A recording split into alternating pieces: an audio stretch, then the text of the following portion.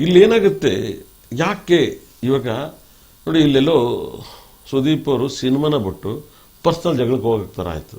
ಇದೆಲ್ಲ ಹೌದು. ಮೊದಲನೇದಾಗಿ ಕಿಚ್ಚ ಸುದೀಪ್ ಅವರೇ ಒಂದು ಹೇಳಿಕೆ ಕೊಡ್ತಾರೆ ಸ್ಟೇಜ್ ಮೇಲೆ, ನೀವು ಬಹುಶಃ ನೋಡಿರ್ತೀರಾ. ಅದಕ್ಕೂ ಮುಂಚೆ ಒಂದು ಹೇಳಿಕೆ ಕೊಟ್ಟಿರ್ತಾರೆ ಒಂದು ಖಾಸಗಿ ಮಾಧ್ಯಮದಲ್ಲಿ. ಫಸ್ಟ್ ನಾನು ಕ್ಲಾರಿಟಿ ಕೊಟ್ಬಿಡ್ತೀನಿ ನಿಮ್ಗೆ. ಒಂದು ಖಾಸಗಿ ಮಾಧ್ಯಮದಲ್ಲಿ ಕೂತ್ಕೊಂಡು ಕಿಚ್ಚ ಸುದೀಪ್ ಅವರು ಒಂದು ಆಂಕರ್ ಒಂದು ಪ್ರಶ್ನೆ ಮಾಡಿರ್ತಾರೆ ಅವ್ರಿಗೆ. ಡಿಸೆಂಬರ್ ವಾರ ಬಗ್ಗೆ ತಾವೇನ್ ಹೇಳ್ತೀರಾ ಸರ್ ಅಂತ ಕೇಳಿರ್ತಾರೆ ಆಂಕರು. ಸುದೀಪ್ ಸರ್ಗೆ ಕೇಳ್ತಾರೆ.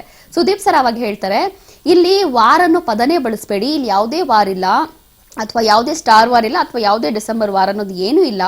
ಇಲ್ಲೇ ಒಂದು ಕನ್ನಡ ಸಿನಿಮಾಗಳು ರಿಲೀಸ್ ಆಗ್ತಾ ಇದೆ, ಕನ್ನಡ ಅಭಿಮಾನಿಗಳು ಇದಕ್ಕೆ ನೀವೆಲ್ಲರೂ ಕೂಡ ಬೆಂಬಲ ಕೊಡಿ, ಪ್ರೋತ್ಸಾಹಿಸಿ ಅಷ್ಟೇ, ಅದ್ರ ಹೊರತಾಗಿ ನಥಿಂಗ್ ಎಲ್ಸ್ ಅಂತ ಹೇಳ್ತಾರೆ. ಅದೇ ಸುದೀಪ್ ಸರ್ ಮತ್ತೆ ಒಂದು ವೇದಿಕೆ ಮೇಲೆ ಪ್ರೀ ರಿಲೀಸ್ ಇವೆಂಟ್ ಅನ್ನೋ ಇರುತ್ತೆ ಮಾರ್ಕ್ದು. ಆ ಸಂದರ್ಭದಲ್ಲಿ ವೇದಿಕೆ ಮೇಲೆ ನಿಂತ್ಕೊಂಡು ಈ ರೀತಿಯಾದಂತಹ ಹೇಳಿಕೆಯನ್ನ ಕೊಡ್ತಾರೆ. ಒಂದು ಯುದ್ಧಕ್ಕೆ ಒಂದು ಪಡೆ ರೆಡಿ ಆಗ್ತಾ ಇದೆ ಅಂತ ಹೇಳಿ. ಯುದ್ಧ ಹಾಗೂ ವಾರ್ ಎರಡೂ ಒಂದೇ ಪದ ಗುರುಜಿ. ಯುದ್ಧ ಹಾಗೂ ವಾರ್ ಎರಡೂ ಒಂದೇ. ಮೊದಲನೇದಾಗಿ ಅಂತದ್ದು ಏನೂ ಇಲ್ಲ ಅಂತ ಹೇಳಿರುವಂತಹ ಸುದೀಪ್ ಅವರು ಮತ್ತೆ ಸ್ಟೇಜ್ ಮೇಲೆ ನಿಂತ್ಕೊಂಡು ಯುದ್ಧ ಅನ್ನೋ ಪದವನ್ನ ಬಳಸ್ತಾರೆ, ಅವರೇ ಹೇಳ್ತಾರೆ. ಆದ್ರೆ ಮತ್ತೆ ಅವ್ರು ಅದಕ್ಕೆ ಕ್ಲಾರಿಟಿ ಕೊಡ್ತಾರೆ, ಇಲ್ಲಿ ನಾನು ಬೇರೆ ತರ ಯುದ್ಧಕ್ಕೆ ನಾನು ಏನು ಹೇಳಲಿಲ್ಲ, ನಾನು ಪೈರಸಿ ವಿಚಾರವನ್ನ ಇಟ್ಕೊಂಡು ಗಮನದಲ್ಲಿ ಇಟ್ಕೊಂಡು ಇದನ್ನ ಹೇಳಿದ್ದೀನಿ ಹೊರತಾಗಿ ನಮ್ಮ ಸ್ಟಾರ್ ವಾರು ಅಥವಾ ಆತರ ಬೇರೆ ಏನೂ ಇಲ್ಲ.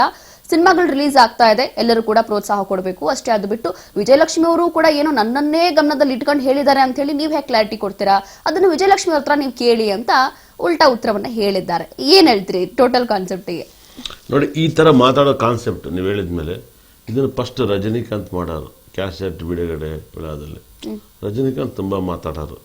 ಅಂದ್ರೆ ಒಂದು ಆ ಕಚ್ಚಿದು ಇಲ್ಲ ಆ ಹೀರೋಗೆ ಆ ಸಂಬಂಧಪಟ್ಟಿದ್ದಂಥ ಡೈಲಾಗ್ ಹೊಡೆದ್ಬಿಟ್ಟು ಹೋಗ್ಬಿಡೋರು, ಅದು ವೈರಲ್ ಆಗಲಿ ಅಂತ ಪದಗಳಲ್ಲಿ ಪದಗಳು, ಇಲ್ಲ ಒಂದು ಯಾವ್ದಾದ್ರು ಒಂದು ಕತೆ ತಗೊಂಡು ಹೇಳ್ಬಿಟ್ಟು ಹೋಗ್ಬಿಡೋರು ನೀಟಾಗಿ. ಗಿಮಿಕ್ ಒಂದು ಪಾಯಿಂಟ್ಸು.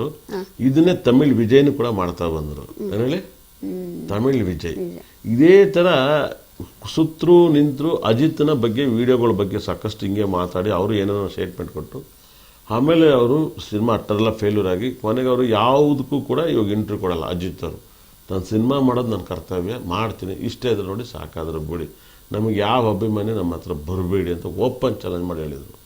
ಅವತ್ತಿಂದ ಅವ್ರು ಸೂಪರ್ ಸ್ಟಾರೇ ಆದರು ಅಜಿತ್ ಅವರು.